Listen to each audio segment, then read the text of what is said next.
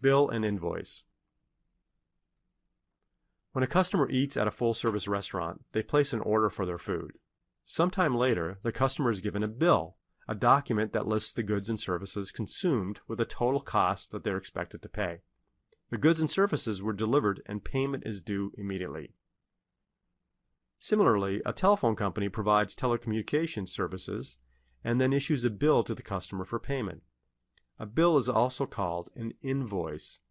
The terms are often used to mean the same thing, but for accounting purposes, a business that provides a product and expects to be paid will issue an invoice to a customer. The customer that receives the invoice records the invoice as a bill.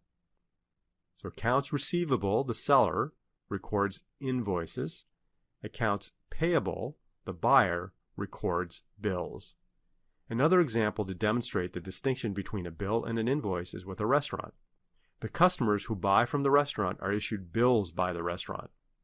The suppliers who provide food and drinks to the restaurant will issue invoices to the restaurant, and the restaurant considers these as bills. When a business sells a product for which it's not immediately paid, it is common for the business to issue an invoice to the customer. An invoice is a document that includes the following information. The word invoice is prominently displayed, an invoice number, which is unique for every invoice issued by that business,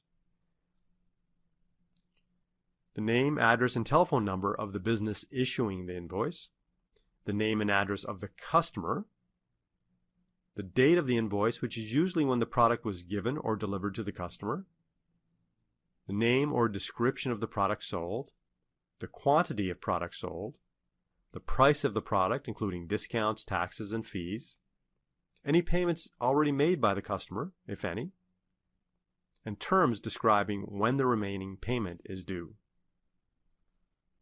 Here's an example of what a simple invoice might look like.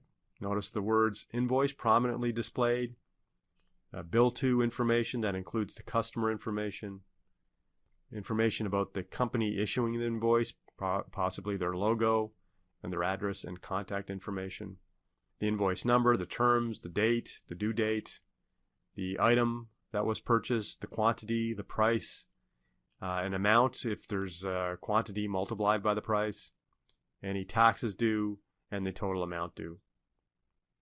Payment terms on invoice are often described as net 30, net 60, or other time frame. The word net means the remaining balance owing.